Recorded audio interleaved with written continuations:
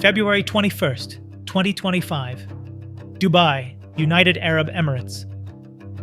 Bybit, one of the world's largest crypto exchanges, watches the unthinkable unfold.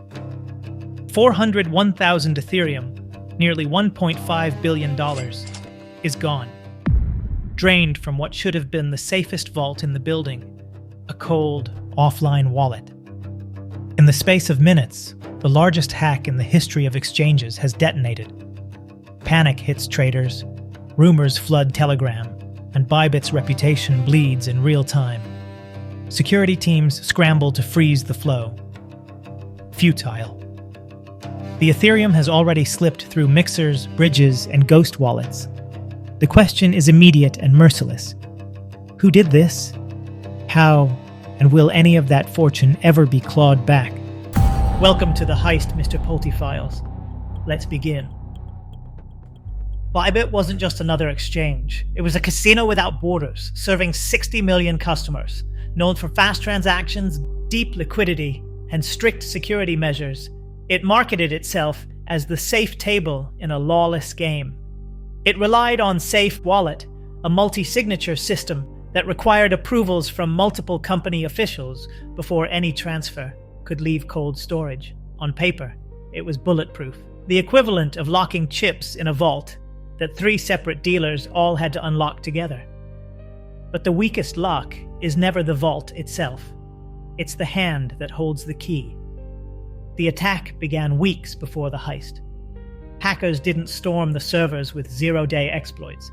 They knocked on the human door. Social engineering, phishing emails, a poisoned link, a developer's macOS machine compromised. With those credentials, the attackers slid into Amazon Web Services, the very backbone hosting Safe's transaction interface.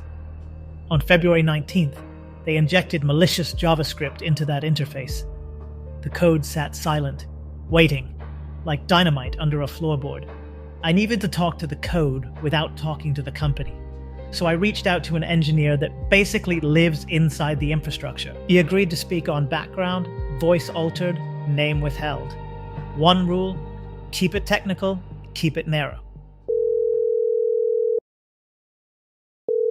Yeah? Hello? Hey, thanks for taking the call. I'm Mr. Polti. I'm producing a documentary video on the Bybit incident. I'm hoping you can confirm one narrow point about a modified web asset serving a safe interface on February 19th. What I can say is that a developer environment was compromised. A web asset was modified. It targeted a narrow path. Targeted how? Selective rendering. If you matched certain criteria, you saw one thing. The chain executed another. Could your side have caught it earlier? Any system can be hardened. After an incident, all fixes look obvious. Obvious, after the vault is empty. Anyway, I'm not able to give further details. I understand. Thanks for your time. No problem. Have a good day. They didn't confirm a culprit. They confirmed a method. Screens tan lie. When Bybit signers logged in, the interface looked unchanged. The right logos, the right addresses, the right numbers. But the payload had been rewritten. A line of malicious code waiting for the next cold wallet transfer. Here's the first mystery. Could the signers have spotted it? A mismatch on a ledger screen? A flicker of an address? Or was the illusion flawless? A perfect counterfeit handed to the Guardians themselves. Every 2 to 3 weeks, Bybit moved large sums from cold wallets back into circulation. It was a ritual, a routine. Signatures required from multiple executives, including the CEO himself, Ben Zhou. On February 21st, a scheduled transfer of 30,000 Ethereum came due. 3 signers reviewed it. The interface looked clean. 2 approvals clicked through without hesitation. Then came the CEO. His Ledger hardware wallet displayed the truth, the real destination address. If he had compared carefully, the entire heist might have been stopped cold. But the moment passed. The signatures locked, and the thieves launched their move. Instead of 30,000 Ethereum, 41,000 bled out, nearly $1.5 billion. Like chips sliding across velvet, the fortune left the table. The Ethereum didn't sit still.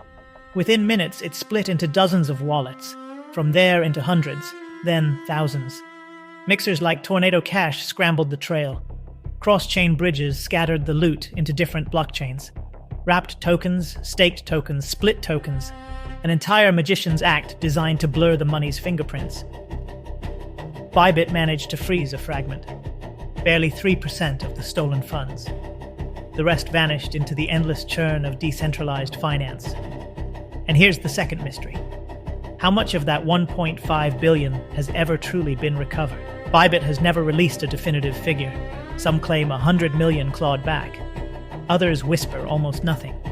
To this day, no one knows the true ledger. Within hours, Bybit froze systems, reassured the public, and promised solvency. The CEO stepped forward, swearing reserves of 20 billion covered every client withdrawal. The message was clear. Bybit would not collapse. But reputation doesn't trade in numbers. It trades in trust. And trust once shaken is hard to repair. Traders rushed to withdraw anyway. Regulators circled, investigators descended.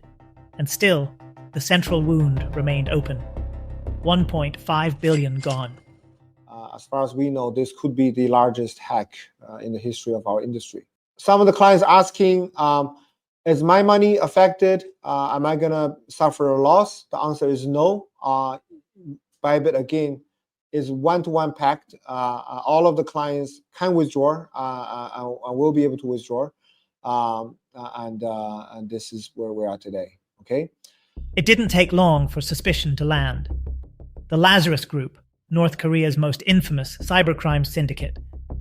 Their signature was everywhere.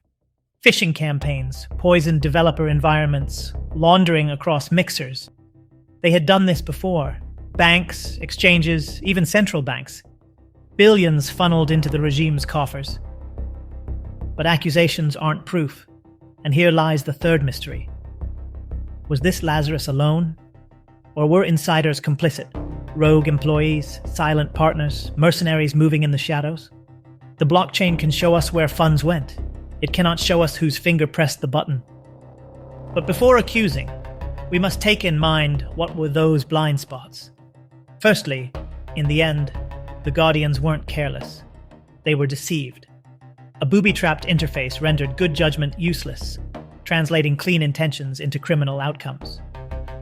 The fix is mercilessly simple and painfully late. Assume the screen lies. Verify on the hardware. Whitelist destinations. And demand out-of-band checks for every cold wallet move. Trust the math, not the makeup. And close the vault that can be signed open. Secondly, what left in minutes now lives in fragments. Wrapped, staked, mixed, and bridged until the trail looks like fog. Only a sliver, reportedly less than 5%, has been frozen or clawed back, while the rest circulates in the grey water of decentralized finance. The lesson is brutal. After assigned theft, time is the thief's best friend. Recovery is measured in scraps, not in salvation. And finally, attribution points toward Lazarus and its long-con playbook: phishing, poisoned code, precision laundering. Yet probability is not a courtroom, and shadows can wear borrowed fingerprints. Maybe it was Lazarus alone. Maybe Lazarus with help. Maybe a quiet insider oiled the hinges. Until someone names names in daylight, every suspect remains a silhouette. 3 blind spots, 3 conclusions. And after all of it, the questions still refuse to die. Casinos, whether neon lit or digital, live on one promise. The eye in the sky never blinks. But Bybit's eye did. The vault door didn't need explosives. It only needed trust, rewritten in code, and a click from the very people sworn to protect it. If you made it this far, you're a legend. Hit like, subscribe, and share this with that friend who still thinks the house always wins. On Mr. Polti, CM Degas. And if you want to see another case where the eye betrayed the house, watch the $32 million Crown Casino heist. Million Australian dollars have shifted his way. No alarms, no guns, no chaos, just the casino's own cameras turned against it.